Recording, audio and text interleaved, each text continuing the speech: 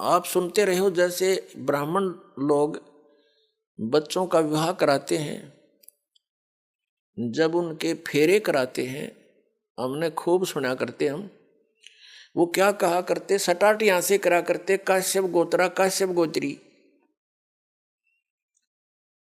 तो हमारे कोई बुद्धि में नहीं आया करते, हमने सोचा इनका कोई सेंटेंस श्लोक होगा, ऐसे बोलते हैं।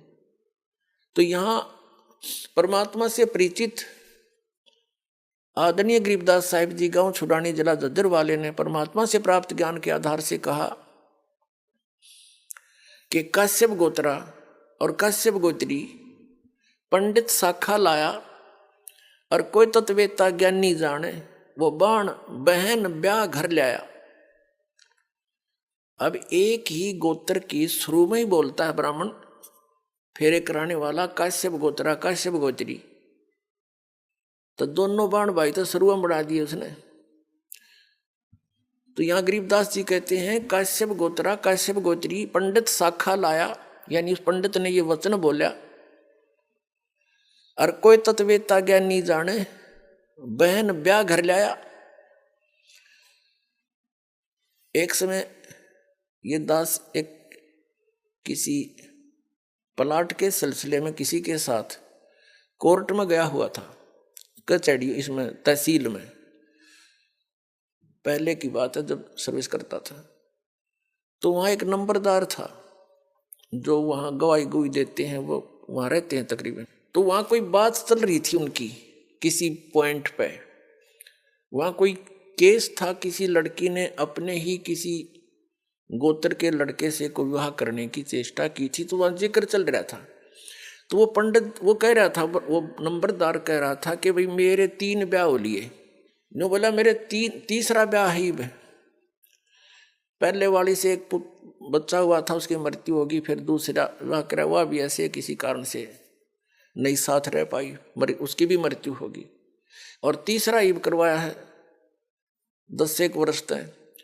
तो तीनों बार पंडित ने अम्बाण भाई तो शुरू में बना दिए थे, काश्यप गोत्रा काश्यप गोत्री, आप ना याद होता आप भी दान कर लियो, ऐसा वो कह रहा था। तो फिर तो सब का याद आवे, वो बोले वचन, और पंडित जी भी वहीं खड़ा था एक। तो उससे पूछ रहे थे भाई पंडित जी नो क्यों कहते हो तुम? वो बोला हमने नहीं पता, हमारे सारे कहते हैं, हम भी ऐसे कहते हैं। तो यहाँ परमात्मा ने बताया है, गरीबदास साहिब जी ने कहा है कि काश्यप गोत्रा काश्यप गोत्री पंडित शाखा लाया, कोई तत्वेता ज्ञानी जाने, बाण ब्याह घर लाया। तो ये वहां से बिजली गिरी है या फिर यहां आकर हमने अपनी मर्यादा आप बना रखी है। उस सतलोक की नजर में, उसकी दृष्टिकोण से अगर यहां देखें तो ये ऐसा स्थान है जैसे पहले भारतवर्ष के अंदर कोई निकम्मे व्यक्ति और निकम्मी औरतें बिल्कुल बाज नहीं आया करती, गलत काम करते हैं, चोरी थे, ठगी थे, जारी थे, और किसी अन्य कारणों से, तो उनको सजा दी जाती थी। इंडोमान निकोबार नाम का एक द्वीप है समुद्र के बीच में, उसको काला पानी कहा करते थे। उस काले पानी में छोड़ आया करते उनको कि ये यहाँ रहेंगे तो और समाज ने बर्बाद खराब करेंगे, तो औरतों को भी और उन व्यक्तियों को भी जो घने निकम्मे टाइप के थे, उस इंडोमान निकोबार नाम के द्वीप में छोड़ कर आया करते थे। तो वहां फिर वापस आने का विकल्प नहीं, उनके पास कोई साधन नहीं था। तो वहां जैसे भी उन्होंने रहना था, कोई किसी ने कुटो छेतो, कोई किसी की इज्जत लूटो, कोई किसी का खसोट लाओ, ठाडे का राज। तो वहां फिर इस प्रकार से हजारों सैकड़ों की संख्या में व्यक्ति वहां रहने लगे। तो उन्होंने अब ऐसे जैसे तैसे अपना संतानें उत्पन्न करनी शुरू कर ली। धीरे धीरे अब वहां एक देश का रूप धारण हो गया। तो ये जो स्थान आप रह रहे हो 21 ब्रह्मांड, ये सतलोक से हम काला पानी भेज रखे हैं। यहां हमने आप पे फिर अपनी व्यवस्था बना रखी है, मर्यादाएं बनाई जीने के लिए, नाट्य गोत बनाए यहाँ पर रहने के लिए। तो परमात्मा हमें याद दिलाना चाहते हैं कि तुम इस गलत स्थान पर रह रहे हो, ये स्थान रहने का कौन है। अब प्रसंग उसी पर आते हैं। अब इस काल भगवान ने फिर अपनी सृष्टि अलग से रचना की, कैसे रची इसने? परमात्मा से प्राप्त उन 5 तत्वों से और 3 गुणों से अन्य रचना की। सबसे पहले इसने 3 पुत्रों की उत्पत्ति की। दुर्गा को अपनी पत्नी रूप में बना के इस काल भगवान यानी सरपुरुष को अब काल भगवान कहने लगे, क्योंकि काल प्रभु ब्रह्म भी इसी को कहते हैं, सरपुरुष भी इसे कहते हैं। पुण्यात्माओं, जितने भी अपने सदग्रंथ हैं उनको अब आसानी से समझा जा सकता है सृष्टि रचना की जानकारी के उपरांत। सृष्टि रचना इन सभी सदग्रंथों के समझने की एक मास्टर की है। ये सृष्टि रचना एक मास्टर की है सब सदग्रंथों के समझने की। ये प्रथम बार सुनने वाले को ऐसे लगेगी जैसे दंत कथा सी, लेकिन ये सच्चाई से परिपूर्ण है। अब आपको 3 पुरुषों की जानकारी हुई। एक सरपुरुष जो अंडे से बना, मान ले कभी परमात्मा के वचन से, एक अक्षर पुरुष जो अचिंत के वचन से उत्पन्न हुआ था, और वो तीसरा जो सबका मालिक वो परम अक्षर पुरुष है जिसको सत्य पुरुष भी कहते हैं। तो अपने सदग्रंथ इसका संकेत बहुत दे रहे हैं, लेकिन हम समझ नहीं सके क्योंकि हमारे पास ये मास्टर की नहीं थी या मुख्य चाबी नहीं थी। सृष्टि रचना का हमें ज्ञान नहीं था। सृष्टि रचना का ज्ञान रचने वाला ही दे सकता है। तो उस परम अक्षर ब्रह्म सतपुरुष कबीर जी ने आकर के हमें यह सृष्टि रचना का ज्ञान दिया, और उस ज्ञान को दास अब आपके रूबरू कर रहा है, आपके समक्ष पेश कर रहा है और सभी सदग्रंथों से प्रमाणित कर रहा है। श्रीमद् भगवत गीता। अब थोड़ा सा आपको इन तीनों पुत्रों की उत्पत्ति बता करके फिर सदग्रंथों का रेफरेंस देंगे, आसानी तो समझ में आओगा। तो सबसे पहले इस सृष्टि रचना के अंदर और इस सारे अध्यात्म ज्ञान को समझने के लिए आप जी को एक चित्र दिखाते हैं जो आसानी तो समझ में आओगा। देखिएगा, ये एक ब्रह्मांड है, ये एक ब्रह्मांड का चित्र है। ये ऐसा समझो, ये एक ब्रह्मांड है। ये सारा कुछ, ये जो बाउंड्री नजर आ रही है आपको, ये एक ब्रह्मांड है। इसकी इलिप्टिकल शेप है, अंडे जैसी। इसको अंड भी कहते हैं, इसी को ब्रह्मांड भी कहते हैं। इसमें देखिएगा नीचे के ये 7 लोक, ये वितल, महातल, तलातल, पाताल, रसातल, सुतल, अतल आदि, और ये पृथ्वी हम जिस पर रहते हैं, और ये ब्रह्मा जी का लोक, ये शिव जी का लोक, ये विष्णु जी का लोक। इस एक ब्रह्मांड के अंदर सामग्री है। या एक ये इंद्र का लोक, ये स्वर्ग और नरक इकट्ठा ही है, ये स्वर्ग लोक कहलाता है। ये मानसरोवर, यहाँ भी एक मानसरोवर इस काल ने अलग से बना रखा है। ये धर्मराय का लोक जो धर्मराज है, जो सबका लेखा जोखा करता है। और फिर ये आ जाता है ब्रह्मलोक। ये एक ब्रह्मलोक है, इसी ब्रह्मांड के अंदर ब्रह्मलोक कहलाता है सारा। ये अक्षेत्र एक ब्रह्मलोक कहलाता है। इसमें क्या है, यहाँ बहुत बड़ा वन है, जंगल है, बाग बगीचे हैं, और ये इंद्र का, इसने काल ने इस ब्रह्मलोक के अंदर नकली रचना कर रखी है। एक महाइंद्र का द्वीप, एक नकली सतलोक, उस ऊपर के लोकों की नकल करवा रखी है। अलखलोक, नकली अगमलोक और नकली अक यानी अनामी लोक। ये इस स्थान को फिर इसने बंद कर रखा अलग से।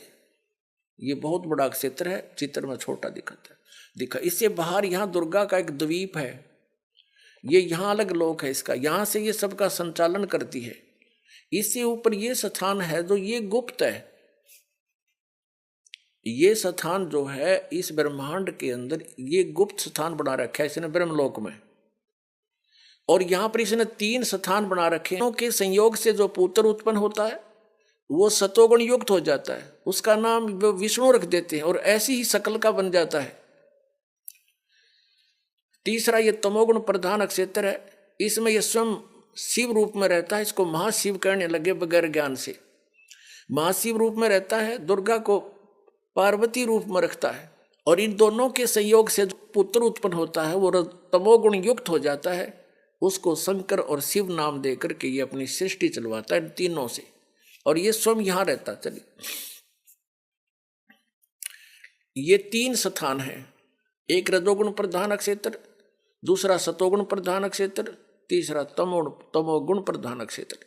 यहाँ ये दुर्गा को ऊपर ले लेता है, इनकी उत्पत्ति करके दुर्गा को वापस भेज देता है, इन तीनों बच्चों को यहाँ नीचे भेज देता है, कोमा में रखती है ये, और फिर इनको अलग अलग स्थानों पर छोड़ देती है। इनकी राजधानियां बना करके इनको अलग अलग स्थान पर इनका विवाह करके तीनों का, और अपने ब्रह्मांड का संचालन करवाता है।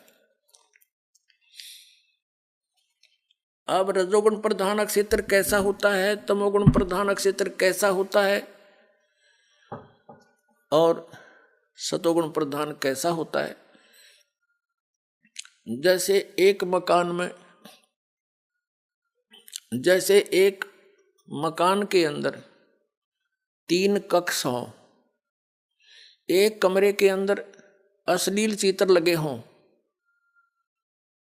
और दूसरे में चित्र लगे हों साधु संत फकीरों के, और तीसरे में लगे हों शहीदों और शूरवीरों के। तो जिस कक्ष के अंदर अश्लील चित्र लगे हैं उसमें जब व्यक्ति जाते हैं उनका मन भी वैसा ही मलिन बन जाता है, वैसी भावनाएं उत्पन्न होने लग जाती हैं। और जब वो उस सतोगुण प्रधान क्षेत्र में, यानी उस सतोगुण प्रधान क्षेत्र में, यानी जिसमें साधु संत फकीरों के महापुरुषों के फोटो लगे हों, वहां जाते ही मन की भावना बदल जाती है। तो जब तक उसमें रहता उसके वैसे ही विचार रहते हैं, क्योंकि उनकी कहानी से, उनकी जीवनी से वो परिचित होता है। और वही व्यक्ति फिर जाता है उस शूरवीरों के जहाँ चित्र लगे हैं उस कक्ष में शहीदों के, तो उनकी कुर्बानियों से भी परिचित होता है, उनको पढ़ पढ़ के सुन सुन के उनके विचार करके उनके वैसे ही भाव बन जाते हैं। ठीक इसी प्रकार इसने सुनियोजित तरीके से हम सबको यहाँ फंसा रखा है। इन 3 पुत्रों को जब ये युवा हो जाते हैं, जब ये युवा होते हैं तब तक इनको कोमा में रखता है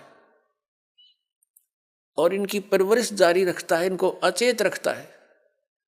पुण्यात्माओं, आजकल हमने बहुत से प्रमाण देखे हैं। एक व्यक्ति आया था हमारे पास, उसने बताया कि मेरा लड़का 16 वर्ष की आयु में कोमा में चला गया किसी दुर्घटना के कारण।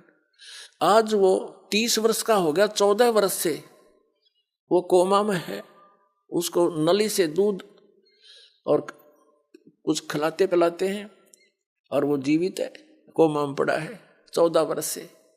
तो इस परमात्मा के विधान को समझने में अब ये भौतिक विज्ञान भी आपका सहयोग दे रही है। जब ये युवा हो जाते हैं, इन तीनों को सचेत कर देते हैं।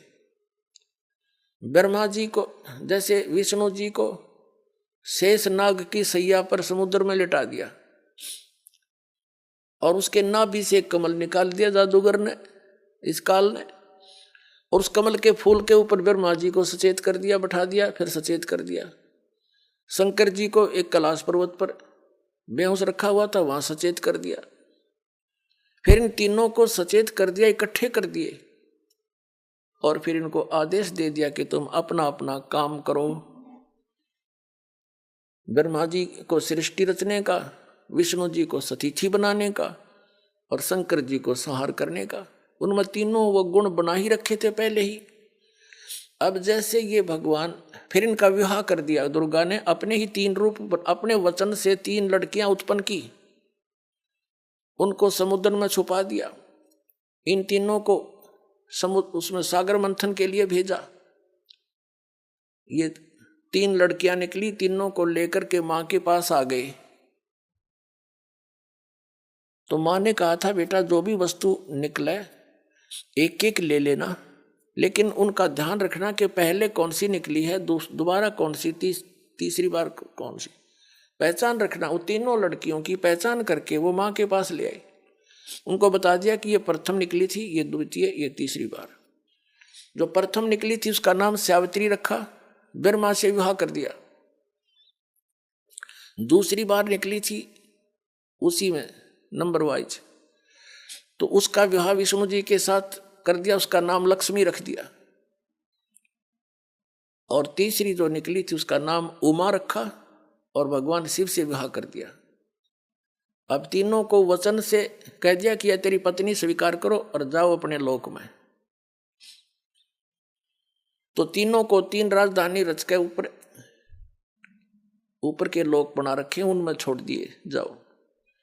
अब वहां से इस काल की सृष्टि प्रारंभ हुई, कुछ मैथुन सृष्टि, कुछ दुर्गा के वचन से, और ऐसे ये काल का सारा जुगाड़ जुड़ गया। अब पुण्यात्माओं विचार करो, आप कहाँ रह रहे हो। अब जो आज का सत्संग दास प्रारंभ करना चाह रहा था, अभी तक तो उसकी भूमिका बनी है। आप जी कहाँ रह रहे हो, कहाँ रहा करते थे, और ये गलती आपसे बनी, और वही व्यवस्था आज सबके अंदर विद्यमान है। जैसे ये हीरो और हीरोइन ये फिल्मों में काम करते हैं बच्चे, वो अपनी रोजी रोटी के लिए निर्लज्ज होकर नाचती हैं, गाती हैं, अटक पटक चटक मटक करते हैं। और ये युवा बच्चे उसी रोग से ग्रस्त हैं जो सतलोक में गलती की थी, और उनकी उस चटक मटक को देखकर उन पर आसक्त हो जाते हैं। कोई कहता है ये मेरा फेवरेट हीरो है, कोई कहता है ये मेरी फेवरेट हीरोइन है। खाक फेवरेट है, वो कह देंगे तुम्हारे को वो अपनी रोजी रोटी को मावन नाचे कूदें, और तुम मूर्ख बन रहे उनके पीछे। तो ये जो हमारे अंदर वृत्ति है ये वहां से घर करी हुई है, और वही यहाँ आज है। इस बरवाला के अंदर हिसार में यदि कोई अभिनेता अभिनेत्री आ जाती है और देखे इन बच्चों का, फिर वहां जमघट हो जाएगा। और इतनी दूर तो खड़े खड़े देखेंगे, वो खड़ा वो खड़ी है, 2 घंटे धक्के खा के वापस आ जा, धूल फांक के, क्या दिया उसने। तो इसी प्रकार हम उस सच्चे लोक से गिर गए इसी त्रुटि के कारण। तो अब हमने क्या करना है, हम कैसे ऊपर जा सकते हैं सतलोक में, वो तरीका अब इस दास को प्राप्त हुआ है।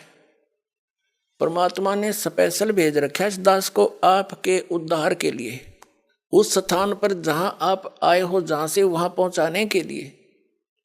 उसके लिए एक तो ये ज्ञान आपके हृदय में फाइनल हो जाएगा जिस दिन के दास ने जो यह कथा सुनाई है सारी सच्ची है, और है भी सच्ची। लेकिन आप बच्चे हो, आपका कदिया सच्ची समझ में आवेगी, वो बार बार सत्संग सुनोगे, ज्ञान सुनोगे, फिर जो भक्ति विधि आपको बताई जाएगी साधना करोगे, उससे फिर आपके अंतःकरण में जो जितने भी पुराने विकार जमा है वो कम होंगे, और ये जो सत्य है ये आसानी से फिर समझ में आने लग जाएगी। अभी तक तो दास ने ये मौखिक सुनाया सारी कथाएं। अब प्रसंग चला था आप कहां से आकर के कहां रहने लगे। अब सदग्रंथों में थोड़ा सा हिंट देंगे और रात्रि के सत्संग में आपको प्रमाण देंगे। जैसे आप जी ने श्रीमद् भगवत गीता अध्याय नंबर 15 के श्लोक नंबर 1 से लेकर 4 में, वैसे तो पूरा ही अध्याय कंप्लीट यही ज्ञान देता है, लेकिन हमने इस ज्ञान को समझने के लिए इन चंद श्लोकों की ही आवश्यकता है। श्रीमद् भगवत गीता अध्याय नंबर 15 के श्लोक नंबर 1 से लेकर 4 में, और 16 और 17 और 18 में। इसमें क्या कहा है, इसमें गीता अध्याय नंबर 15 के श्लोक 16 और 17 में 3 पुरुष बताए हैं, एक सरपुरुष, एक अक्षर पुरुष और उनसे हटकर तीसरा जो है वो परम अक्षर पुरुष, परम अक्षर ब्रह्म भी कहो, सरपुरुष कहो चाहे सरब्रह्म कहो, अक्षर पुरुष कहो चाहे अक्षर ब्रह्म कहो, और परम अक्षर पुरुष कहो चाहे परम अक्षर ब्रह्म कहो। पुण्यात्माओं, आज मानव बहुत इंटेलिजेंट है। परमात्मा की दी हुई बुद्धि आपके पास विशेष है, और ये बुद्धि इसलिए विशेष दी है आपको कि आप इस आध्यात्मिक विज्ञान को भी साथ साथ समझ सकें। जो भौतिक विज्ञान के में आपने इतनी बुद्धि लड़ाई है, इसको भी इधर थोड़ा सा डाइवर्ट करें, आपका सदा का झंझट मिट जाएगा। आज हम जिस भौतिक विज्ञान पर आश्रित होते जा रहे हैं, ये तो कुछ भी सांग नहीं। 2 वर्ष वर्षा ना हो, परमात्मा अगर थोड़ी सी हाथ खींच लें अपना, ना विज्ञान रहे ना वैज्ञानिक रहे, भूखे मर टक्कर मार मार कर मर जाए सारे, तो क्या है कि खाक विज्ञान है। जो असली विज्ञान है, जो दास लेकर आए, इसको समझो। अब यहाँ घूम रहे हैं, अब यहाँ घूम रहे, ऊपर के ग्रहों में जा रहे हैं, मंगल ग्रह में खोज रहे, कोई सुख में स्थान सामग्री मिल जाए, कोई बुध ग्रह में चेष्टा कर रहे हैं, कोई चंद्रमा पर जाके खोज रहे हैं। इन खाली खोखिया में कुछ ना पावे। जो असली स्थान है सतलोक, वहाँ की खबर दास लेकर आया है, परमात्मा ने दी है, वो सुख वहाँ पर है। और वहाँ जाने के लिए इस भौतिक विज्ञान की आवश्यकता नहीं, आध्यात्मिक विज्ञान, इस तत्व ज्ञान की आवश्यकता जो दास के पास है। और इससे आपको यही सुख हो जाएगा जो आप कहीं और खोज रहे हो। यही आपकी पृथ्वी पर इतना भरपूर सामान दे देगा, सामग्री दे देगा ऊपर अक्षर ब्रह्म, आपने कितना जाने की जरूरत ना पड़े, सारे सुख दे देगा। सदा बाहर कर दे, फिर से बाहर ला दे परमात्मा 1 मिनट में, सब चीज आपको उपलब्ध करवा दे। पता नहीं वो क्या कर दे आपके लिए जब आप इस पर आश्रित हो जाओगे। हमने इस ज्ञान को समझने के लिए इस अध्यात्म ज्ञान की आवश्यकता है। जैसे श्रीमद् भगवत गीता अध्याय नंबर 4 के श्लोक नंबर 32 में ये गीता ज्ञानदाता कह रहा कि अर्जुन, जो तूने अभी गीता अध्याय नंबर 4 के श्लोक नंबर 25 से 30 तक जो साधना साधक कर रहे हैं उनकी जानकारी प्राप्त की, और सभी अपनी अपनी साधनाओं को पापनाशक जानते हैं। यदि उनको ये पता लग जावे कि ये साधना ठीक नहीं तो वो त्याग देंगे, लेकिन अभी तक जब तक वो कर रहे हैं पूरे निश्चय से कर रहे हैं कि ये साधनाएं पाप नाश करेंगे, और पाप नाश से मोक्ष होगा, पाप नाश होकर ही मोक्ष होगा। चौथे अध्याय के 32वें श्लोक में बताया है कि अर्जुन, इन यज्ञों यानी धार्मिक अनुष्ठानों की जानकारी सच्चिदानंद गण ब्रह्म ने अपने मुख कमल से बोलकर ज्ञान दिया है, उसमें विस्तार के साथ कही गई है, और वो तत्व ज्ञान कहलाता है। उस तत्व ज्ञान से मैं परिचित नहीं हूं। उस तत्व ज्ञान के अंदर पूरी जानकारी है, उस सभी साधनाओं की, सभी यज्ञों की, यज्ञ माने धार्मिक अनुष्ठानों की। चौथे अध्याय के 34वें श्लोक में गीता ज्ञानदाता कहता है कि उस ज्ञान को तू तत्वदर्शी संतों के पास जाकर समझ, उनको दंडवत प्रणाम करने से, कपट छोड़कर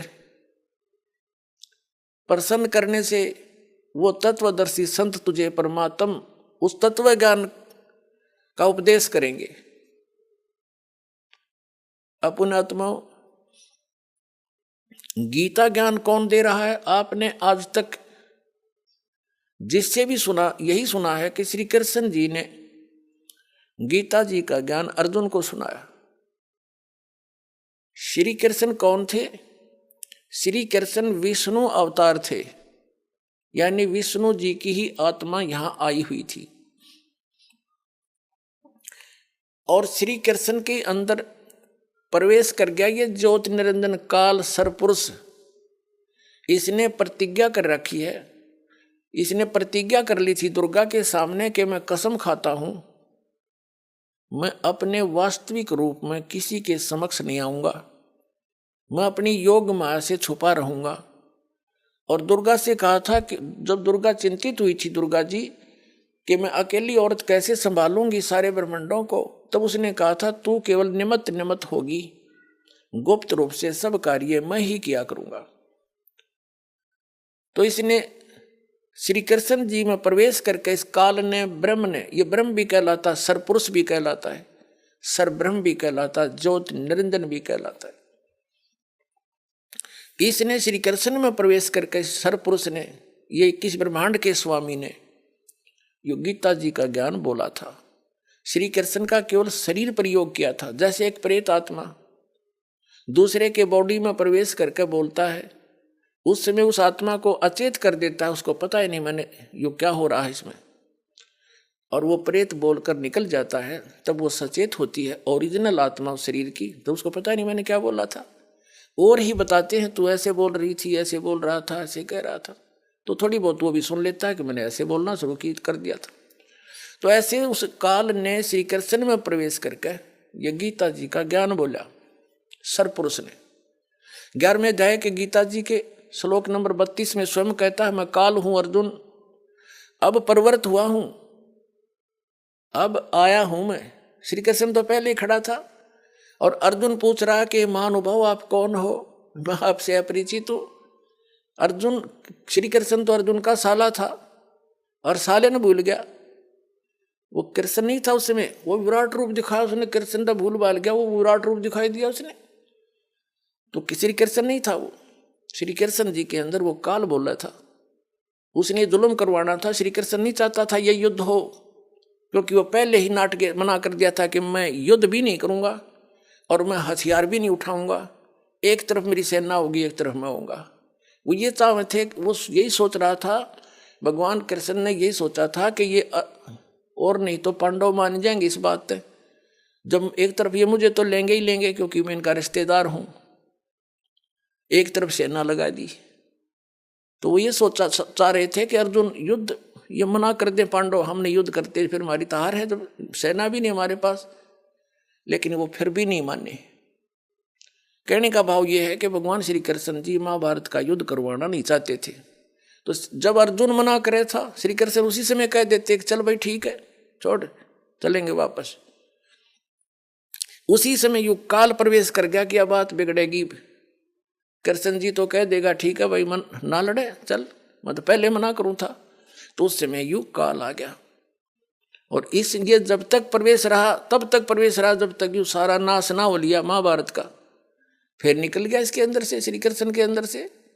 फिर श्री कृष्ण जी से बाद में अर्जुन पूछ रहा है, इसमें महाभारत के अंदर एक प्रकरण आता है, अर्जुन कहता है बाद में जब राजगद्दी प्राप्त हो ली तब कहता भगवान एक बार सत्संग करके जाना, आप द्वारका जाने वाले हो,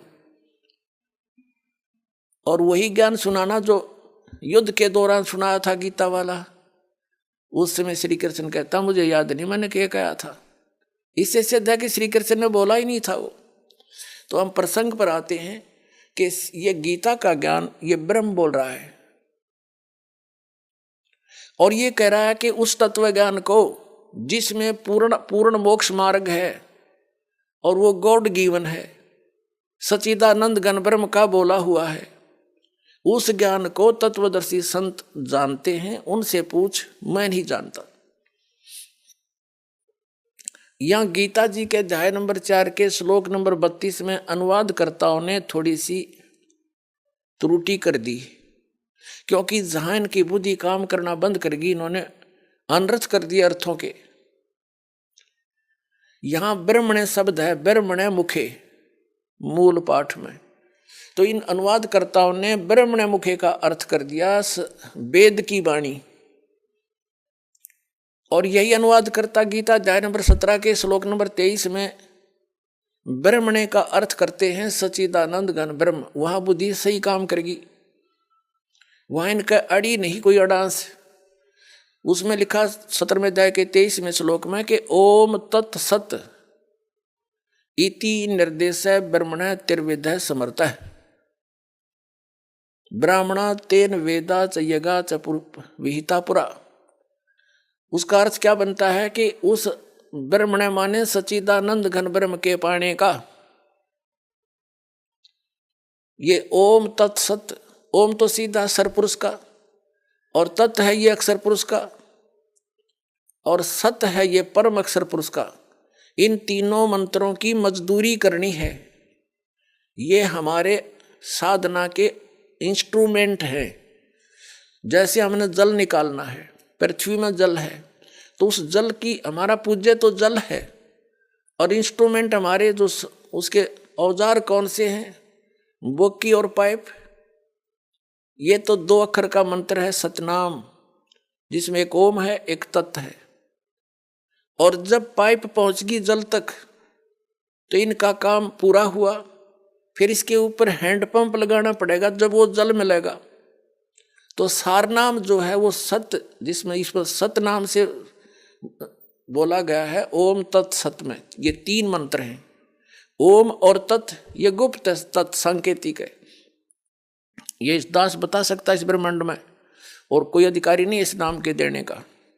ये दोनों का मिलकर सतनाम हो गया 2 अक्षर का। ये दोनों मिलकर 2 अक्षर का सतनाम हो गया, जो समझ लो वो की श्वास उश्वास की बोकी लगानी है। और फिर सत, सत है ये सार शब्द की तरफ संकेत है, वो मंत्र न्यारा है, ये दास देगा। वो समझ लो हैंडपंप का ऊपर की मशीन। अकेले सतनाम से मोक्ष नहीं, और सतनाम के बिना सारनाम की कीमत नहीं, वो काम नहीं कर सकता। जैसे बोकी लगाकर पाइप जल तक पहुंचा दी तो फिर हैंडपंप लगाया जाता है, वो सारनाम समझ लो, सार शब्द। उस हैंडपंप को भी चलाना पड़ता है, तब वो वांछित वस्तु मिलती है। तो हमने सतलोक जाना है, परम अक्षर ब्रह्म की प्राप्ति करनी है, उस स्थान पर जाना है जहां जाकर फिर वापस कभी नहीं आते। उसके लिए 3 मंत्र के जाप का विशेष योगदान है। तो गीता अध्याय नंबर 15 के श्लोक नंबर 23 में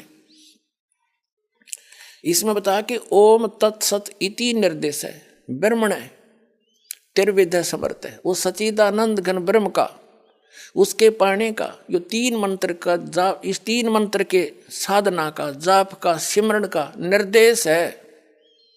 निर्देश मीन डायरेक्शन, फाइनल फैसला, नथिंग एल्स। इसके अतिरिक्त और कोई मंत्र नहीं। निर्देश का ये सीधा अर्थ होता। तो कहने का भाव यह है कि वहां इन्होंने उस ब्रह्मण्य का अर्थ सच्चिदानंद घन ब्रह्म कर दिया, सही कर दिया। और वही ब्रह्मण्य अर्थ है 4थे अध्याय के 32वें श्लोक में। या इनकी बुद्धि फिसल गई कि इनको ज्ञान नहीं था, और जिस कारण से इन्होंने अर्थों के अनरस कर दिए, कथाएं घुमा दी। जैसे गीता अध्याय नंबर 7 के श्लोक नंबर 18 में अनुत्तम शब्द है, अनुत्तमम यानी कति घटिया, उसका अति उत्तम बढ़ा दिया इन्होंने। बताओ, 4ठी कक्षा के बच्चे ने पूछ ले, उत्तम माने श्रेष्ठ, अनुत्तम माने अश्रेष्ठ। अरे इन्होंने उस अनुत्तम का सर्वश्रेष्ठ कर दिया। व्याकरण बदलन लाग गए बिना ज्ञान के, अनर्थ कर दिए। गीता अध्याय नंबर 18 के श्लोक नंबर 66 में वरद शब्द है, वरद माने जाना होता है, इन्होंने आना कर दिया। बिना ज्ञान के निड़ंगे अड्या करें। गुरु बिन काहु न पाया ज्ञान, जो थोथा बुस छड़े मूड किसान। गुरु बिन वेद पढ़े जो प्राणी, समझे न सार रहे अज्ञानी। तो आज तक ये सब अज्ञानी थे, क्योंकि इनको गुरु नहीं मिले, सतगुरु नहीं मिले।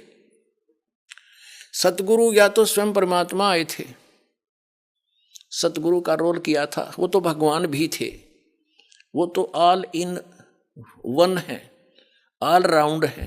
उसके बाद वो सतगुरु थे जिनको भगवान सीधे मिले और सचखंड सतलोक लेकर गए, वापस छोड़ा, उनके प्रत्यक्ष गवाह।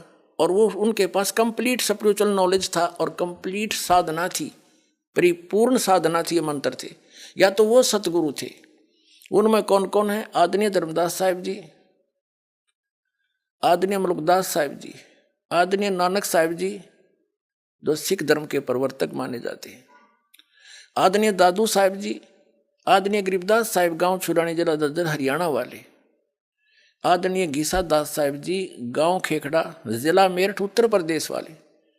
इन महापुरुषों की जानकारी तो दास को है कि ये सतगुरु थे, लेकिन उस समय इनको निर्देश दे दिया था परमात्मा ने, सख्त हिदायत दे दी थी कि इस तत्व ज्ञान को और इस सार शब्द और सार नाम को, इस सतनाम को अभी डिस्क्लोज ना करना, नहीं तो इन काल के भेजे दूतों के ये यथार्थ ज्ञान और यथार्थ मंत्र हाथ लग जाता। जैसे ये राधा स्वामी पंथ है, इसी से निकला हुआ पंथ है, युद्ध जय गुरुदेव पंथ। सिरसा के अंदर सच्चा सौदा और जगमाल वाली वाला और ये ठाकुर वाला, ये निरंकारी, ये सारे इससे निकले हैं, गुरु सिख धर्म से ही निकले हैं, यानी गुरु ग्रंथ साहिब को पढ़ा करते ये। उसमें से अपनी अल्प बुद्धि से जैसा इनका समझ में आया वैसा नारा सांग जोड़ दिया, वास्तविक ज्ञान इनके पास था नहीं। और राधा स्वामी पंथ का प्रवर्तक श्री शिवदयाल जी, वो गलत साधना करके पांचों नाम काल के जाप करके भूत बन गया, अपनी शिष्या बुक्की में प्रवेश करके हुक्का पीवा रोटी खावा के वहां पर पहुंच गया सतलोक वो। तो ये बात बिगड़ती। अब इस पूरे ग्रुप को पता नहीं वो सतनाम कौन सा, सब सतनाम के गुण गावे, पूरा सिख समाज भी सतनाम सतनाम करता है, उन्हें सतनाम का नहीं पता, 2 अक्षर का कौन सा सतनाम वो। और नानक साहिब जी उसी का जाप करते थे, क्योंकि उनको परमात्मा मिले थे, आकर के सचखंड लेकर गए थे, उनको पूरा कंप्लीट कोर्स दिया था कि आप इसका जाप कीजिए, पर अभी बताना नहीं किसी को। उस नाम का जाप समुद्र की साखी, जन्म साखी नामक एक पवित्र पुस्तक है, सिख धर्म की, बहुत मान्य है। जैसे हम कबीर पंथियों के लिए कबीर सागर मान्य है, उसमें क्या है, परमेश्वर कबीर जी बोला करते थे, जो वार्ता उनकी हुई, जो घटनाएं धर्मदास जी ने देखी, वो धर्मदास जी लिखा करते थे, उनके परम शिष्य और साथ रहते थे। ऐसे ही बाला और मर्दाना श्री नानक साहिब जी के, नानक देव साहिब जी के परम शिष्य थे, वो उनके साथ रहते थे। और जो भी घटनाएं घटी बालाजी ने लिखी, आंखों देखी, तो उसमें उसको जन्म साखी बोलते हैं। जन्म साखी में एक समुद्र की साखी है, समुद्र की साखी में एक प्रकरण आता है कि बाला और मर्दाना ने श्री नानक देव साहिब जी से श्रीलंका देखने की प्रार्थना की, इच्छा व्यक्त की। उन्होंने कहा आंखें बंद करो, आंखें बंद करके खोली तो समुद्र के किनारे खड़े हो गए और कहा समुद्र के ऊपर मेरे साथ आप चलो, जैसे थल पर चलते हैं। हम दोनों मर्दाना और बाला नानक जी के गुरु जी के पीछे पीछे चल पड़े। उन्होंने ये कहा कि तुम वाहिगुरु वाहिगुरु जाप करते रहना। तो हम वाहिगुरु कर रहे थे। नानक साहिब जी कुछ देर के बाद उन्होंने उच्चारण शुरू कर दिया, ओम सोहम का जाप कर रहे थे। ये 2 अक्षर का मंत्र है। तो मर्दाना ने भी सोचा मैं भी यही जाप कर लूं। तो मर्दाना डूबने लग गया, वो भी वही जाप करने लग गया नानक जी वाला। जब नानक साहिब जी ने देखा कि ये मर्दाना डूब रहा है तो उन्होंने कहा कि मर्दाना तू वही जाप कर, ये मंत्र मत जाप कर, गुरु की नकल नहीं करते, आज्ञा का पालन करो। अब वहां झटका भी दे दिया और सार्वजनिक भी कर दिया, आगे के लिए बैन भी लगा दिया कि खबरदार देश का जाप किया था। क्यों? जब स्वयं जाप कर रहे हैं उनको क्यों मना किया? आदेश था परमपिता का कि यदि अब ये डिस्क्लोज हो गया तो पिछली पीढ़ी जो अब शुरू हो गया ये परमात्मा का यथार्थ पंथ ज्ञान, यहाँ फिर हम भिन्नता नहीं बता पाएंगे। ये काल के प्रेरित भेजे हुए पुण्यात्मा थे जितने संत बने हुए हैं, लेकिन फंस गए ये काल के, इनको भ्रमित कर दिया, मिसगाइड कर दिया, गलत साधना करवा दी। ये थे पुनकर्मी प्राणी और आखिरी सांस तक ये स्वस्थ रहे और सारी झूठ बोला करते, गलत साधना करते और करवाते थे। तो पूर्व जन्म के संस्कार थे उनके, तब तक तो वो ठीक रहे, फिर भूत बन गए और ये पाप लाद दिए न्यारे जो परमात्मा के बच्चों को मिसगाइड करने का। तो कहने का भाव ये है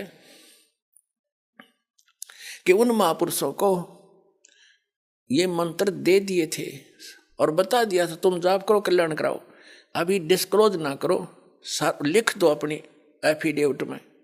सभी महापुरुषों ने अपनी अपनी अमरवाणियों में लिखा हुआ है, लेकिन सिख समाज के अंदर एक विशेष प्रेरणा दी दाता ने। उन्होंने इस मंत्र को ग्रंथ साहिब में ही नहीं लिखा इकट्ठा, इस डर से कि कहीं किसी के यूं हाथ लग जा, ये जाप ना कर ले इस 2 अक्षर के मंत्र का, और मर्दाना वाली हालत ना हो जाए कि सबकी डूब ना जावे, यानी हानि ना हो जावे, इस डर से। और उसी गुरु ग्रंथ साहिब से ये नकली पंथ चाले सारे उससे पढ़कर समझ में इनका आया नहीं। यदि ये मंत्र गुरु ग्रंथ साहिब में लिखा हुआ होता आदि ग्रंथ में, तो ये सारे वही नाम देते। आज ये दास कैसे बिनता बताता कि ये अधिकारी नहीं है, वो अधिकारी है ही नहीं नाम देने का। अधिकारी तो दास बना के भेजा परमात्मा ने वर्तमान में, दूसरा इस पृथ्वी पर अधिकारी नहीं इस नाम के देने का। तो अधिकारी के बिना ये नाम अगर किसी से कोई नकली जो निर्भाग आत्मा होगा दुष्ट, इस दास से प्राप्त करके, और ये नाम स्वयं देने लग जा कहीं पर, तो सबसे बड़ा अपराधी है इस पर परमात्मा का इस पृथ्वी पर। तो उसे एक लाभ तो होना नहीं, क्योंकि अधिकारी के बिना, जैसे किसी बालक की अपॉइंटमेंट लेटर है किसी बच्चे का, उस पर 4 लाइन होती हैं, you are hereby appointed for the post of such and such, your salary will be such and these will be term and conditions. वो 4 लाइन होती हैं, और उस पर अधिकारी के साइन हो तो वो वैल्यू है, नहीं तो वैलिड नहीं है। अगर कोई उसी तरह के लिख के नो की नो डिटो को फिर अपने साइन कर दे, तो उस बच्चे को कुछ नहीं मिलना, वो धोखा दे रहा है। दूसरे शब्दों में, यदि कोई डुप्लीकेट ड्राइविंग लाइसेंस या पासपोर्ट बनाता है, उस समय तो वो ओरिजिनल दिखता है उसको, बनवाने वाले को, भोले को, लेकिन वहाँ पता चलेगा जब उसकी आवश्यकता पड़ेगी, तो उस समय फिर कुछ हाथ नहीं लगना, फिर तो सीधा जेल, दुर्गति होनी उस व्यक्ति की। तो वो सबसे बड़े दुष्ट हैं जो इस नाम दास से लेकर स्वयं देने लग जाएंगे। तो परमात्मा ने तो उनसे कसम दिला दी थी महापुरुषों से, धर्मदास मेरी लाख दुहाई।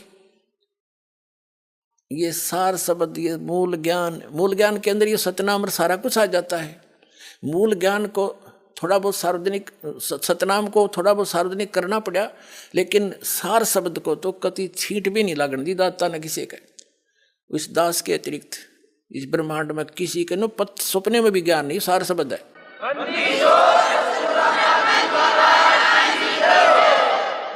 तो कहने का भाव ये है कि ये अभी कहते हैं, गुरु बिन काहू न पाया ज्ञान, जो थोथा भूस चढ़े मूड किसाना, गुरु बिन वेद पढ़े जो प्राणी, समझो अनुसार रहे अज्ञानी।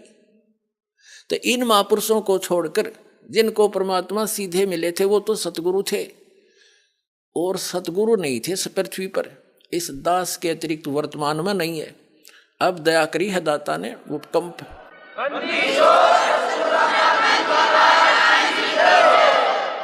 तो उन महापुरुषों ने अपने सब्र की घूंट पी, परमात्मा के आदेश का पालन किया। ऋग्वेद मंडल नंबर 9 सूक्त नंबर 86 मंत्र 26 और 27 में, ऋग्वेद मंडल नंबर 9 सूक्त 82 के मंत्र 1, 2, 3 में, ऋग्वेद मंडल नंबर 9 सूक्त 20 मंत्र 1 में, ऋग्वेद मंडल नंबर 9 सूक्त 94 के मंत्र 1 में, ऋग्वेद मंडल नंबर 9 सूक्त 95 के मंत्र 2 में, ऋग्वेद मंडल नंबर 9 सूक्त 96 के मंत्र 16 से 20 में, और अनेक स्थानों पे यह स्पष्ट प्रमाण है कि वो परमात्मा सतलोक में रहता है। और सतलोक के भी तीसरे पृष्ठ पे, तीसरे भाग में, वह 3 डिवीजन है, 3 विभाग है सतलोक के, 3 हिस्सों में है। तो सबसे ऊपर के स्थान पर रहता है, वहां से चलकर आता है, वहां पर एक बहुत बड़े सिंहासन पर विराजमान है, राजा के समान, सिर पर मुकुट है, छत्र है, और वहां से गति करके आता है, चल कर आता है सशरीर। और यहाँ पर अच्छी आत्माओं को, जो दृढ़ भक्त होते हैं, उनको मिलता है, और ये यथार्थ ज्ञान बताता है। और वो इस पृथ्वी के ऊपर कवियों जैसा आचरण करता है। वो होता तो है भगवान, लेकिन कवियों में से भी एक प्रसिद्ध कवि की भी उपाधि प्राप्त करता है। तो हु इज गॉड? परमेश्वर, वो कबीर इज गॉड, जिसने ये लीलाएं की है। तो वो सतलोक से चलकर आता है, दृढ़ भक्तों को मिले। उन दृढ़ भक्तों में से आपको बता कि ये महापुरुष जो उनके सीधे संपर्क में आए, वो सतगुरु थे, और उनको सख्त हिदायत दे दी थी कि अभी इसको डिस्क्लोज ना करना। तो पुण्यात्माओं, आज ये नाम और यही ज्ञान यदि इन दूसरे पंथों वालों के पास होता, अधिकारी तो ये थे नहीं, और भोली आत्माओं को ये ये फिर भी ये नाम जाप करते हुए भी नरक में जाते और यही काल के जाल में रह जाते। तो वही पुण्यात्माएं जो भगवान को चाह रही थी, 600 वर्ष पहले परमात्मा आए थे स्वयं, और एक लीला की थी, प्रत्येक युग में करते हैं। सतलोक से चलकर आते हैं, शिशु रूप धारण करते हैं, कमल के फूल पर सरोवर में आकर के विराजमान होते हैं, वहां से उनको निसंतान दंपति उठा ले जाते हैं। फिर वहाँ परवरिश उनके घर होने से उसी माहौल में उसी कुल के माने जाते हैं, और कंवारी गायों से उनके दूध की परवरिश, दूध पान होता है, कंवारी गायों से उनकी परवरिश की लीला होती है। ये ऋग्वेद मंडल नंबर 9 सूक्त 1 मंत्र 8 और 9 में स्पष्ट किया है कि परमात्मा 3 सतिथि में सभी का धारण पोषण करता है। एक सतिथि में सतलोक में रहते हैं, उनका करोड़ सूर्य मिला दे करोड़ चंद्रमा, ऐसे एक रोमकूप की शोभा है, प्रकाश है। और अन्य रूप हल्का तेज पुंज का हल्का रूप बना करके एक साधु महात्मा के रूप में आते हैं, जब चाहे किसी महापुरुष को कहीं प्रकट होकर मिल जाते हैं। और एक रूप में वो एक प्रत्येक युग में शिशु रूप धारण करके वो ऐसी लीला करते हैं, धीरे धीरे बड़े होते हैं। तो बचपन में उनके परवरिश की लीला कंवारी गायों से होती है। और वो कबीर साहब की 600 वर्ष पहले उनकी जीवनी में लिखा है कि उस परमेश्वर ने 25 दिन के हो गए थे, कुछ खाया पिया नहीं, मुंह बोले मात पिता नीरू नीमा, जो जल से कमल के फूल से उठा कर लेकर गए थे। वो चिंतित हुई, फिर परमात्मा ने दया बख्शी, उनको प्रेरणा दी, क्योंकि वो पहले शिवजी भगवान के उपासक थे। फिर उनको जबरदस्ती मुसलमान बना दिया गया था। तो भगवान शिव को याद कर रहे थे, फिर भी मुसलमान होते हुए भी हृदय से शिव को नहीं भूल पाए थे। तो कबीर परमेश्वर की प्रेरणा से शिव जी आए शिवलोक से साधु रूप बना के। फिर परमात्मा कबीर जी ने नवजात शिशु के रूप में उनकी गोदी में, शिव जी की गोदी में आकर के उन्हें गोदी में लिया। तब कहा कि इनको कहो कंवारी गायें लाओ, उस पर आप आशीर्वाद देना, तब मैं दूध पीऊँगा। ऐसा ही किया गया। तब कबीर साहब की लीला कंवारी गायों के दूध से हुई थी। यही ऋग्वेद मंडल नंबर 9 सूक्त नंबर 1 मंत्र 9 में स्पष्ट किया है कि वो परमात्मा जब शिशु रूप धारण करके आता है, उसके परवरिश की लीला कंवारी गायों से होती है। थोड़ी सी झलक देता हूँ। अपने आत्माओं हमने अध्यात्म ज्ञान समझना है। आप विद्यार्थी हैं, दास टीचर है, एक रोजगार रोजी रोटी के लिए हम अपने बच्चों को 16, 17, 20 वर्ष तक फ्री कर देते हैं कि तुम पढ़ो, शिक्षा ग्रहण करो। फिर उनको क्या मिलता है? 2 टूक मिलते हैं, और वो भी मृत्यु हो जाए तो वो सारा कुछ करा भी रह गया। और अब आपको क्या मिलेगा? आपको कहते हैं यहाँ का किया हुआ आपको सतलोक में सुख मिलेगा, जो आप यहाँ साधना पढ़ाई करोगे। तो इसके लिए आप जी ने कुछ समय देना पड़ेगा भगवान के लिए, और समय वो देगा जिसके आप पक्की समझ में आ जाएगी। जैसे हमने अपने बच्चों को 16-20 वर्ष दे दिए, ये पक्की जचगी हमारा कि ये पढ़ेगा तो कुछ प्राप्त करेगा, तो नो डाउट एक रूटीन सा बन गया फिर सबका। तो ऐसे ही इस ज्ञान से आपके हृदय में एक परिवर्तन होगा कि यहाँ की रोजी रोटी भी भगवान ने देता है, उसके बिना नहीं दे सकता। चाहे कोई कितना सर पटक लो और कितने तुम इन राजनेताओं के निकट घूम लियो, जब भाग में नहीं होगा तो कति नहीं दे सकते हुए से सर पटक लेना। और देना भगवान ने 2 रोटी चाहिए, हमने घनी बकवाद देंगे, आवश्यकता नहीं रहेगी, महसूस नहीं होगी। अब ये ड्रेस आपको मिली है ना, यह ड्रेस मनुष्य वाली, ये विद्यार्थी की ड्रेस है इस पृथ्वी पर। और विद्यार्थी अपने उद्देश्य को भूलकर फिल्म देखता है, गाने सुनता है, ताश खेलता है, सुल्फा पीता है, घूटी लाता है, तो उसके कैसे लक्षण है? क्या वो उपलब्धि करेगा उस अपने पढ़ाई की? नहीं, वो फिर सदा दुखी होगा। इसी प्रकार ये मनुष्य शरीर आपको प्राप्त हुआ था, यहाँ से सत भक्ति करके और सतलोक में मिलेगी, यहाँ करी हुई कमाई आपको, वहाँ सुख होगा। और यहाँ भी सुविधा पूरी देगा, क्योंकि आप विद्यार्थी हो, उस परम पिता के बच्चे हो। आपको विद्यार्थी बनाकर भेजा है तो सुविधा भी वो देगा। 2 रोटी चाहिए, बकवाद नहीं। गोटी लाना, फंड करना, 6 प्लाट ले ले, 4 कोठी बना ले, और कल मर जा फिर कुत्ता बने अंडे सिर पर धर ले कोठी न उसने। तो ये बात आपका समझ में आवेगी धीरे धीरे, क्योंकि अभी तक तो हमने बकवादे सुनी और वो ये देखी है। तो इस प्रकार इनसे परमात्मा ने ये शरीर इसलिए दिया आपको कि आप विद्यार्थी हैं, और सब इसको पुनः सोचो इस बात पर। और यहाँ का जैसे जो बच्चा जो ट्रेनिंग करता है जिस भी साइड की, कोई मेडिकल कर रहा है, कोई इंजीनियरिंग कर रहा है, कोई वैसे पढ़ रहा है, कोई शास्त्री की कर रहा है, तो वहाँ की हुई पढ़ाई उसको फील्ड में सुख मिलेगा, और वो वहीं सुख प्राप्त कर रहा है, तो यूजलेस हो गया उसका सारा काम। तो आप जी जो यहाँ सुख ढूंढ रहे हो, MLA MP मिनिस्टर मंत्री बन के, या यहाँ कोई कार कोठी बनाने में ही जुटे रहते हो, आप उद्देश्य भूल चुके हो अपना। अब फिर याद करो, और यहाँ का किया सतलोक में मिलेगा आपको, वहाँ ठाठ करियो, कुछ भी काम को ना, सारे सुख कितना बैठे बतलाइयो, और कहीं कुछ खाइयो पियो, सारी मौज, विमान आपके सामने होगा जहाँ बैठ कर जाइयो, सारी सैर सपट्टे करियो, वहाँ सारा सुख वहाँ पर है एज इट इज। ये नकली पंथ बताया करते, सतलोक में प्रकाश ही प्रकाश है, आत्मा उसमें जाकर मिल जाती है जैसे बूंद समंदर में, इन्हें खक देखा वहाँ पर। तो परमात्मा ने दया करी थी धर्मदास, ये मूल ज्ञान की दबार ना पढ़ी, धर्मदास मेरी लाख दुहाई, ये मूल ज्ञान तो सारा ज्ञान तो दास आपको बता रही है, वो असली ज्ञान कहीं बाहर ना जाई। मूल ज्ञान बार जो पढ़ी, बिचली पीढ़ी हंस नी तेरी, और मूल ज्ञान को तब तक छुपाई जब तक ये 12 पंथ मिट जाई। अब ये जितने भी पंथ थे ये सब मैच्योर हो लिए, इन्होंने जो ज्ञान देना था दे चुके हैं, उन्हीं को रिपीट कर रहे हैं उनके उत्तराधिकारी, और अनुयायियों को पता है ये क्या ज्ञान देते हैं। अब इस तत्व ज्ञान के सूर्य की रोशनी में अब वो ऐसे छुप जाएंगे जैसे उनका अस्तित्व ही नहीं रहेगा। तारा मंडल बैठे कर ये चांद बड़ाई खावे, उदय भया जब सूरज का स्यों तारों छुप जावे। और ज्ञान सब ज्ञानेड़ी यू कबीर ज्ञान सो ज्ञान, जैसे गोला तोब का अब करता चला मैदान। तो इन सब फेल हो जाएंगे जितने भी संत पंथ है ये नकली, और एक ही ज्ञान रह जाएगा परमात्मा का, जो हम सभी उसी के बच्चे हैं और उसी के लिए हम भटक रहे हैं। गुरुओं के पास उसी के लिए गए, हमने धर्म भी भगवान पाने के लिए ही अलग बनाए। अब वो हमें सहज में मिलने जा रहा है तो हम फिर एक हो जाएंगे, अवश्य होंगे, देख लेना, ज़्यादा समय नहीं लगेगा।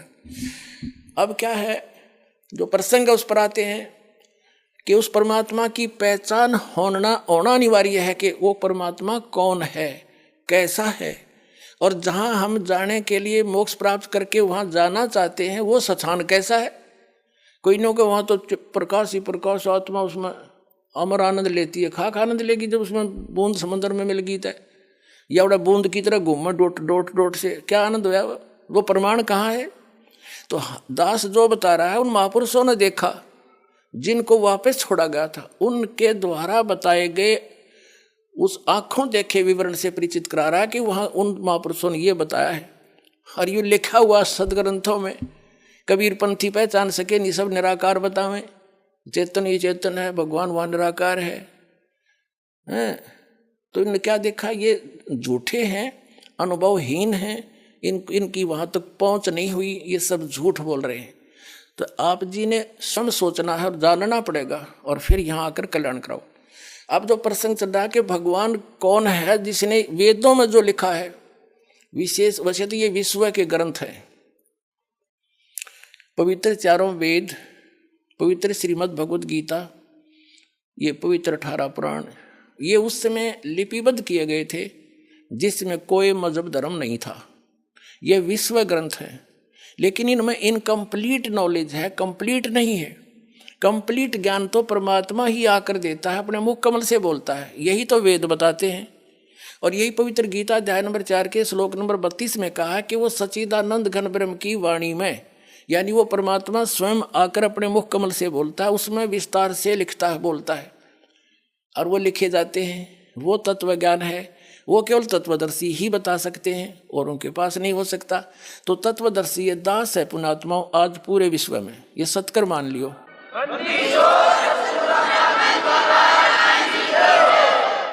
तो ये हो गया ज्ञान। वो ज्ञान कौन सा है? फिर उसमें भगवान कैसा है, क्या लीला करता है, वेद बताते हैं। और वेदों को पूरा, वैसे विशेषकर वर्तमान में पवित्र हिंदू धर्म के पुण्यात्मा तो अवश्य स्वीकार करते हैं कि वेदों में जो लिखा सही है। बाकी अन्य धर्मों के लोग भी वेदों को मानते सही हैं, वो स्वयं उसका पढ़ नहीं रहे, उसका अध्ययन नहीं करते, वो अलग बात है। अब देखो वेद क्या बताते हैं, वो परमात्मा लीला कैसी करता है। देखिए ऋग्वेद मंडल नंबर 9 के अंदर दिखाएंगे आपको। और एक विशेष बात देखो, एक विशेषता और देखो कमाल मालिक का। ये जितने भी आर्य समाज के आचार्य हैं या महर्षि दानव जो आर्य समाज प्रवर्तक कहा जाता है, वो खुद तो मानते हैं परमात्मा निराकार है, वहाँ पर परमात्मा कहीं एक स्थान पर भी नहीं रहता। इनकी अपनी धारणा, अपना अनुभव है जो वेदों के विपरीत है। और वो वेदों को सही भी मानते हैं कि वेदों में जो लिखा वो फाइनल है, सही है।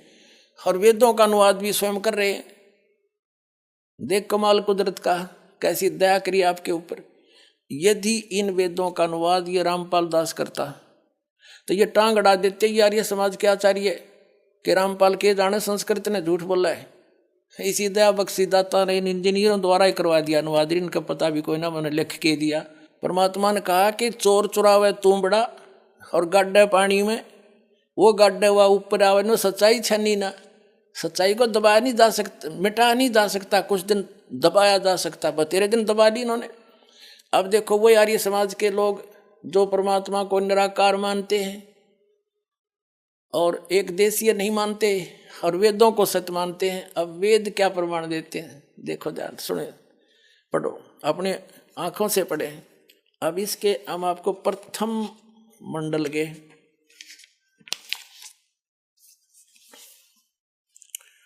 ये नौवां मंडल है और इसका प्रथम मंत्र है ये वाला। इसमें सबसे पहले सोम शब्द है। सोम का अर्थ इन्होंने परमात्मा किया है, ठीक, परमात्मन, ठीक। अब हम आ जाते हैं, ज्यादा ना समय लें,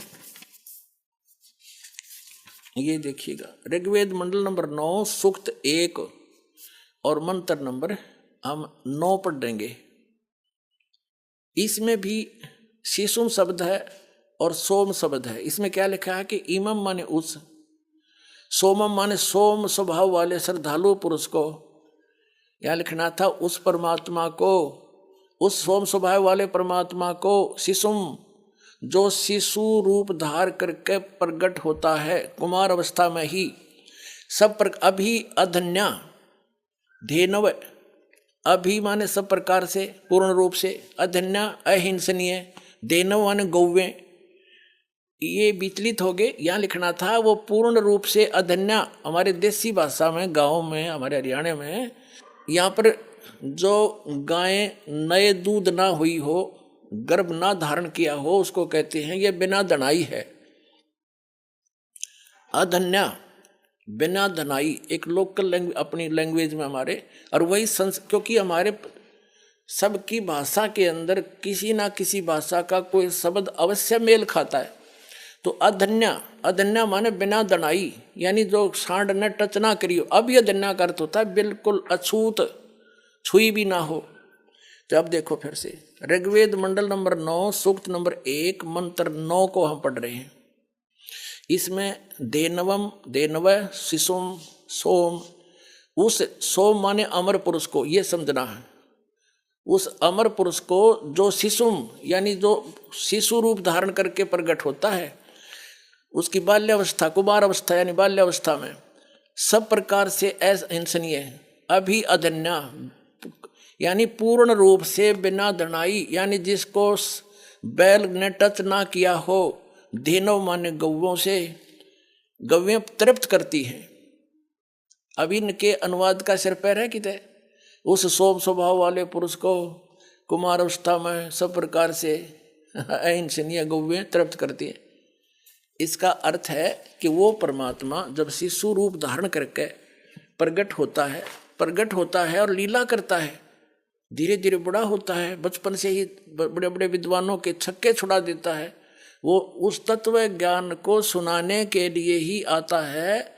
उस गीता अध्याय नंबर 4 के श्लोक नंबर 32 में जिसके विषय में कहा है कि उस सचिदानंद घन ब्रह्मण मुखे, सचिदानंद घन ब्रह्म के मुख से उच्चारित वाणी में वो कंप्लीट स्पिरिचुअल नॉलेज होता है, उसको तत्वदर्शी संतों के पास जाकर समझ।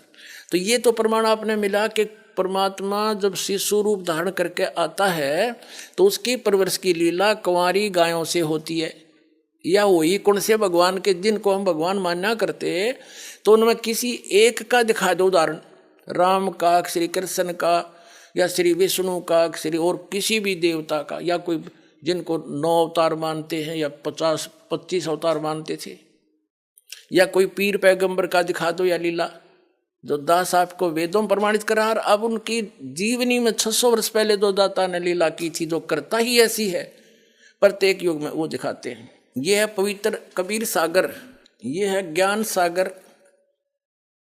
ज्ञान सागर नामक अध्याय है कबीर सागर में, ज्ञान सागर नामक। इसके 74 पृष्ठ पे क्या लिखा है? ये क्या है कि सुन जुल्हा मन भयो आनंदा, जिमी चकोर पायो निश्चिंदा, यानी परमात्मा को बालक रूप में वो जुल्हा नीरू प्राप्त करके बड़ा खुश हुआ।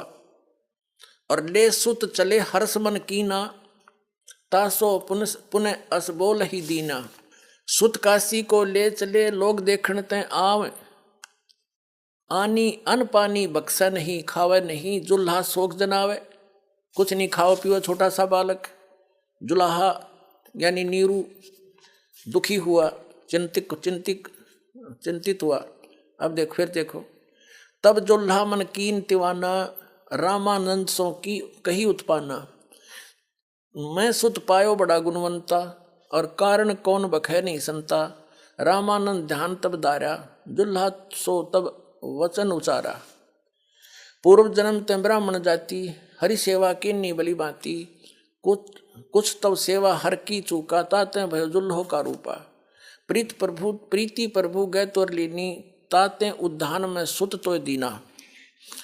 अब नीरू यानी जुल्हा कहता है कि अब क्या है कि रामान, वैसे तो वास्तविकता अलग से है, क्योंकि कबीर परमेश्वर ने कहा था धर्मदास जी को कि 12वां पंथ का जो प्रवर्तक होगा गरीबदास, उसके द्वारा मेरे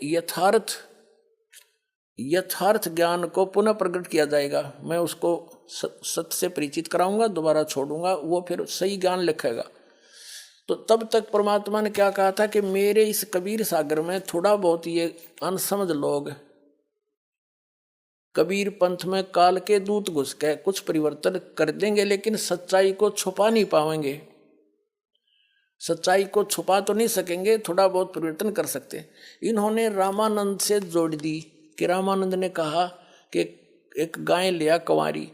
वास्तविकता गरीबदास जी ने अपने ग्रंथ में लिखी है कि शिव उतरे शिवपुरी से अवगत बदन विनोद, और उन्होंने आकर के शिव मंडल से साधु रूप बना के शिव जी आए, क्योंकि उस नीरू और निमा शिव के पुजारी थे। उसी जन्म में ब्राह्मण ब्राह्मणी थे, वो जबरदस्ती मुसलमान बना दिए गए थे। भले ही वो मुसलमान थे, लेकिन अंतःकरण से पुकार अपने शिव जी की किया करते थे।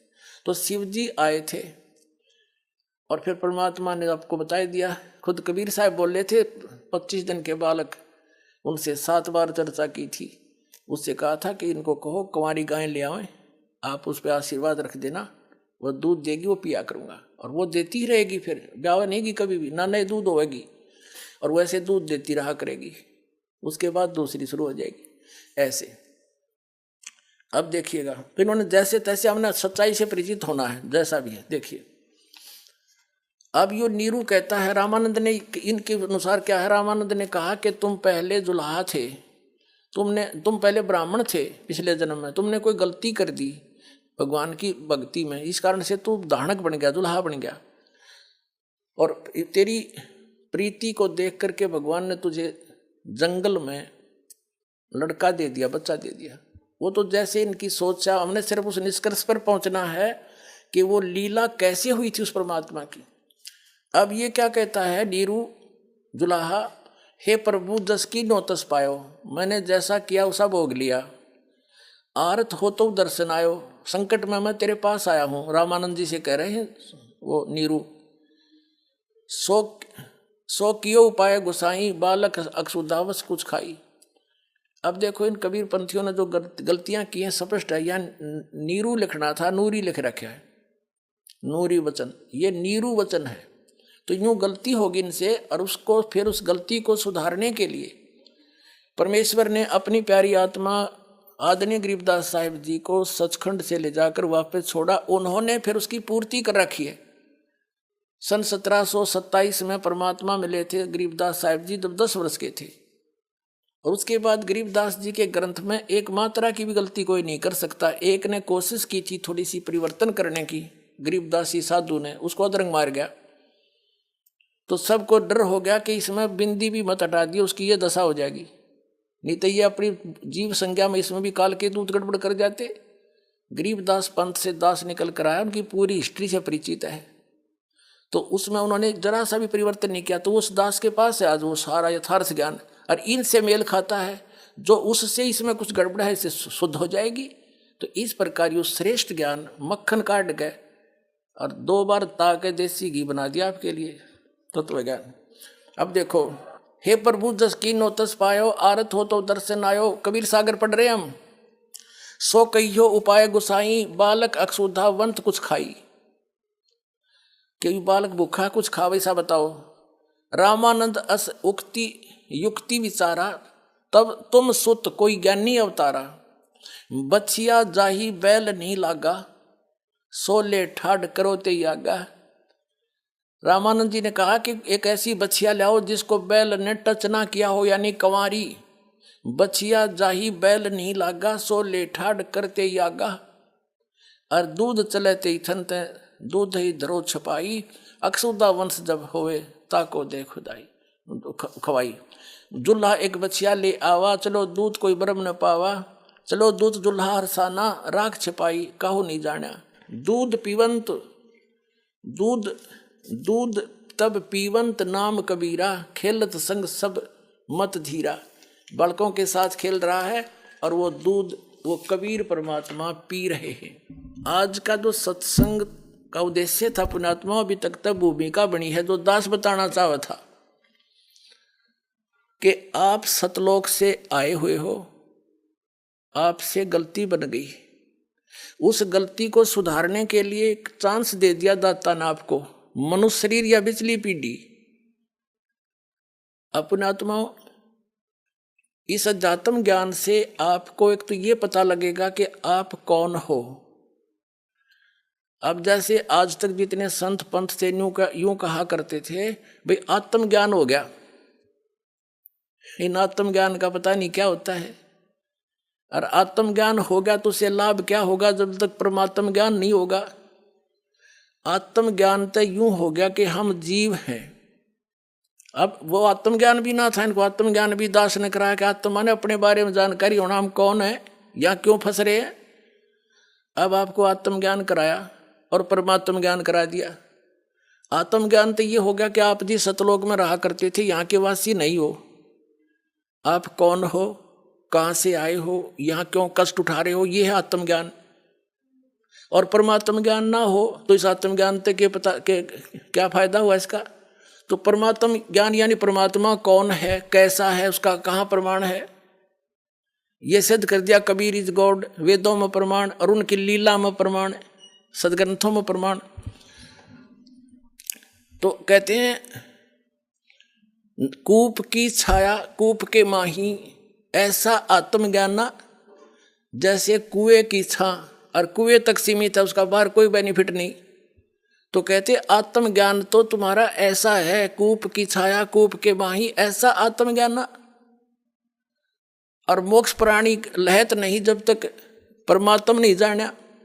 तो आपको आत्मज्ञान भी सही हो गया, उन्हें आत्मज्ञान नहीं पता था कौन हो तुम। कोई जीव ब्रह्म है, कोई आत्मा से मिल जाए तो बूंद समंदर में कहाँ मिल जाती है, कख नहीं पता, साधना क्या है। और परमात्म ज्ञान who is God, Kabir is God, और वो मिला है।